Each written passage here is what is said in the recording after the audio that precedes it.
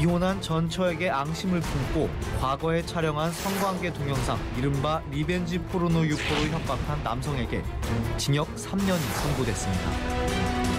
디지털 범죄에 대한 피해 사례가 늘어나면서 처벌 수위도 높여야 한다는 시각이 증가하고 있는데요. 반복되는 디지털 범죄, 근절 대책은 무엇일지 하나님의 법, 세상의 법에서 알아봅니다.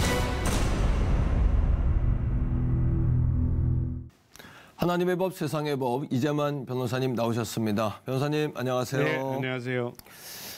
앞서 보신 대로 연인 관계가 아니라 이혼한 전 부인에게도 이런 일들을 벌이는데 참 뭐라 할 말이 없습니다. 예, 이제 수원지법 안산지원이 이제 지난달에 이혼한 전 부인과 이제 촬영했던 어떤 무슨 동영상이 있었어요. 네. 이른바 이제 포르노 동영상이라고 볼 수도 있는 것들인데 이것을 결국 일반에게 유포해서 결국 재판을 했는데 법원에서는 일종의 리벤지 포르노죠. 이런 포르노를 유포하면 최고형이 3년형입니다. 아, 그렇습니까? 근데 최고형을 결국 선고하는 경우는 흔치 않는데 최고형인 3년형을 선고해서 보도가 된 적이 있었죠. 그렇군요.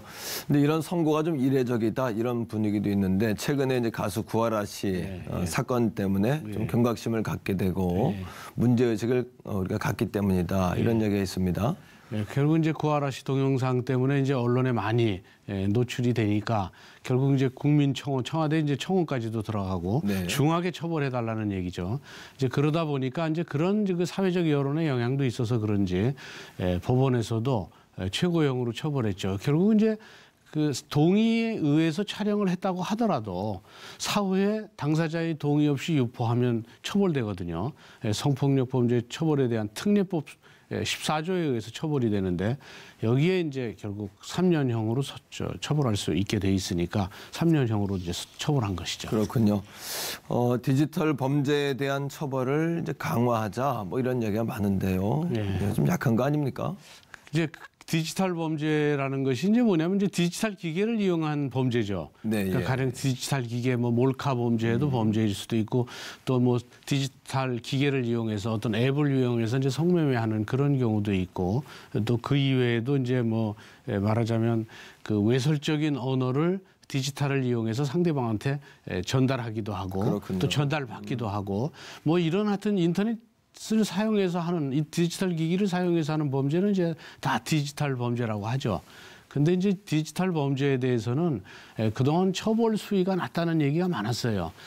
그 이유는 디지털 범죄라는 것은 이제 인터넷에 유포가 되니까 인터넷의 특성상 한 번 유포되면 전부를 삭제하는 건 불가능해요. 그렇죠. 한 군데 유포되면 그 사람이 또 퍼가고 또 이 전파 속도는 빛의 속도인데다가 전파 범위는 전 세계적이라 그렇죠, 맞습니다. 한 번 일단 유포되면 유포된 피해 당사자는 아주 극도의 공포심을 느끼고 또 하나는 이게 이 정보의 바다에 영원히 떠다닙니다. 그렇죠, 맞습니다. 그럼 나중에 자기의 손자나 훨씬 후대도 이걸 볼 수가 있어요. 이제 그런 생각을 하게 되면 극단적 선택을 생각할 수도 있으니까. 디지털 범죄 이건 영혼살인이다. 이렇게까지 얘기하기도 합니다. 그래서 이것은 경고적 효력을 주기 위해서 아주 강하게 처벌을 해야 된다. 이런 이제 여론이 점차 커졌죠.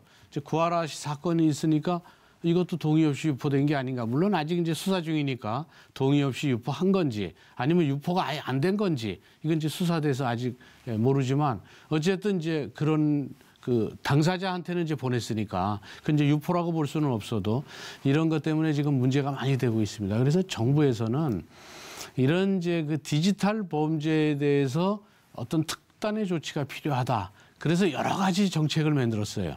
그래서 아주 체계적이고 또 전반적이고 종합적 대책을 했는데 이게 일단 포털에 올라가면 포털에서는 필터링을 해서 그거를 삭제해야 돼요. 그렇죠.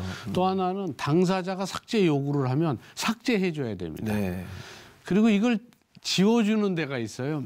그게 이제 이른바 장의사라고 그래요. 예, 그렇습니다. 이제 그렇게 정보의 바다에 돌아다니는 그 정보를 이제 장사 지내는 거죠. 그래서 그 장의사 업체라고 그러는데 그 장의사 업체는 또 장의사 비용을 받고 지워줍니다. 다 지울 수는 없지만 상당히 많이 지울 수는 있다고 해요.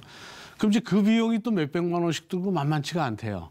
그래서 정부에서는 그런 장의사업체에 맡겨서 지우는 비용을 그 유포한 사람한테서 받게, 그 사람이 책임지게 이렇게 이제 바뀌고 있고, 또 지금 몰카를 유포하게 되면 이제 벌금형이나 징역형으로 처벌받는데 벌금형 규정을 없애겠다는 거예요.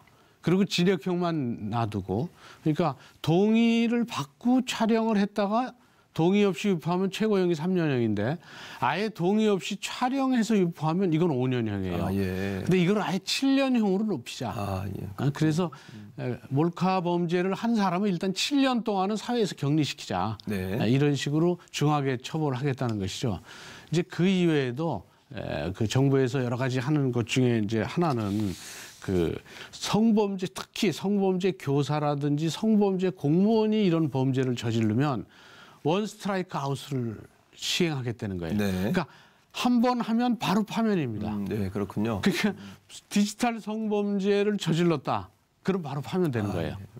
그래서 사실은 이제 그 점점 중하게 처벌을 하는 추세에 있고, 정부도 디지털 성범죄에 대해서는 엄단하겠다는 그런 의지를 갖고 있으니까, 이런 것이 이제 경고적 효력으로 언론에 많이 보도가 되면 이제 디지털 범죄를 범하려는 사람들을 주춤하게 하는 그런 효과는 있을 걸로 봅니다. 아, 이런 이제 리벤지 포르노나 이런 사건들이 사실은 어제 오늘의 일이 아닌데 이런 사건이 계속되는 이유, 또 어떤 그런 것들을 행하고 유포하는 사람들의 심리라 그럴까요? 그런 이유가 뭘까요? 그러니까 이제 상대방을 이제 망가뜨리고 싶은 심리도 있죠. 그렇군요. 말하자면 이제 서로 좋아서 사귀었지만 헤어지니까 예. 결국 이제 안전한 이별이 중요하다는 게 요즘에 상대를 결국 망가뜨려야 되겠다. 네. 그러기 위해서는 아주 쉽게 유혹에 빠지기 쉬운 게, 그런 포르노를 인터넷상에 살짝 올리기만 하면 그럼 바로 보낼 수가 있죠. 또 하나는 그냥 뭐 범죄에서 피하기 위해서 마치 자기가 유포하고도 유포하지 않은 것처럼 하면 내가 처벌받지 않을 수도 있겠다 하는 이런 어떤 범죄자 특유의 심리. 네. 나는 범죄를 저지르지만 나는 발각되지 않을 것이다. 나는 완전 범죄를 할 수 있을 것이다. 라는 그런 이상 심리 때문에 이게 이런 일이 있을 수 있고요. 또 하나는 그걸 보고자 하는, 보고 즐기려고 하는 그런 사람들이 또 많기 때문에 이게 퍼지면 또 많은 사람이 퍼날라요. 예. 그런 이제 그 비이성적 심리, 그리고 일종의 관음증, 이런 것들, 결국 또 시민 의식이 지금은 사실은 정착돼 있지 않았기 때문에 내 가족이 피해자일 수도 있다라는 생각만 해도 이런 일이 없을 텐데, 여전히 이 점에 대한 수요가 많기 때문에 결국 그 비이성적 심리하고 서로 관음증이 서로 맞닥뜨려서 이런 일들이 계속해서 벌어지고 있는 것이죠. 그렇군요. 사실은 상대를 좀 우리가 파괴한다는 그 의식을 가져야 되고 또 인격 살인이라는 그렇죠. 이런 의식을 가져야 될 텐데 명백하게 범죄 아닙니까? 아, 그렇죠. 좀 중한 좀 범죄에 대한 의식이 필요할 것 같은데요. 지금은 이제 뭐 지난번 안산 지금 그 판결에서도 네. 징역 3년을 선고한 것이죠. 화가 나서 홧김에 유포했다가 징역 3년, 교도소에서 3년 동안 결국 거기서 수감 생활을 해야 되니까 이건 명백한 범죄고, 또 굉장히 중하고, 또 본인의 인생이 완벽하게 망가집니다. 전과자로서. 그렇죠. 이제 그런 거를 생각해서, 그리고 또 내 가족이 피해자가 되면 얼마나 이게 피해가 있겠느냐 이런 생각도 해서 범죄자라는 인식만 갖게 된다면 점점 이제 이런 범죄들은 줄어들 테고, 또 사귀다가 헤어지거나 그러면 그 사람의 잘 되는 것을 빌어주는 것이, 그렇죠, 맞습니다. 그것이 이제 더 인간적이지, 그것을 복수해서 망가뜨리겠다 하는 이런 것은 지극히 비이성적인 생각 아니겠는가. 그런 심리에 대한 어떤 자기 성찰이 좀 있어야 된다고 봅니다. 그렇군요. 사실은 마땅히 이제 처벌을 받아야 마땅한 이제 행위고요. 하지만 우리가 한번 좀 생각해봐야 되는 것은 우리의 모습이 그 안에 담겨져 있지 않나. 뭐 내일을 생각하지 않고 상대를 파괴하고 또 자신도 마찬가지로 자신이 망가지고 나락으로 떨어진다는 사실을 의식하지 못하는 무감각해진 이 시대의 모습이 담겨 있지 않나 이런 생각이 들고요. 또 요즘에 뭐 혼전 동거라든지 동성애라든지 성에 대한 어떤 개념들이 약화되고 있지 않습니까? 그런 모습의 일면이 아닌가 또 이런 생각도 하게 되고요. 또 상대를 존중하지 못하는 시대상 또 성경 말씀에 있는 것처럼 마음에 하나님을 두기 싫어하는 타락한 인생들의 어떤 실상이 아닌가 뭐 이런 생각을 해보게 됩니다. 결국은 이제 디지털 성범죄, 리벤지 포르노 이런 것들은 이제 전부 다 수요자가 있기 때문에 이게 확산되는 것이죠.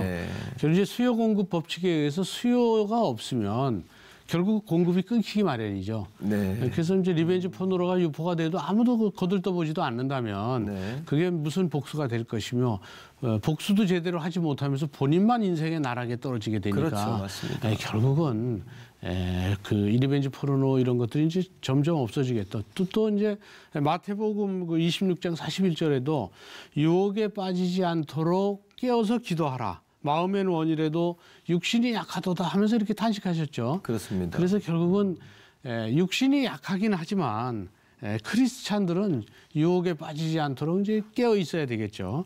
그리고 상대방을 파괴하는 것이 또 사랑의 결말이 돼서는 또 안 될 것입니다. 그래서 특히 남녀 간에는 이제 서로 정말 안전한 이별이 되고 서로 상대방을 잘 되기를 또 상대방이 또 좋은 배필 또 만날 수 있도록 빌어줄 수 있는 그리고 서로가 서로의 인생을 축복해주는 그런 관계가 남을 수 있도록 남녀 관계에서는 그 지켜야 될 선을 지키는 것이 좋고 또 결국 본인이 혼자 있을 때도 하나님이 지켜보고 있다. 우리 크리스찬들은 그래서 하나님이 지켜보고 있다는 생각을 한다면 그 리벤지 포르노 그걸 인터넷상에 유포하지는 않겠죠. 유포를 하려고 클릭하는 순간에 이 모습을 하나님이 지켜보고 있다. 이런 생각만 한다면 그러면 결국 공급자도 줄어들 테고 또 수요자도 줄어든다면 이 세상에 리벤지 포르노가 없는 안전한 이별이 가능한 그런 세상이 될 거라고 봅니다. 네, 맞습니다. 근본적인 대책은 하나님의 나라가 사람들의 마음뿐만 아니라 사회의 모든 관계 속에 임해야 된다 이런 생각을 해보게 되고요. 죄는 모양이라도 버려라 하신 것처럼 작은 죄일지라도 타협하지 않고 우리 그리스도인으로 깨어 있어야 하겠다 이런 생각을 다시 한번 해보게 됩니다. 변호사님 오늘 말씀 고맙습니다. 감사합니다.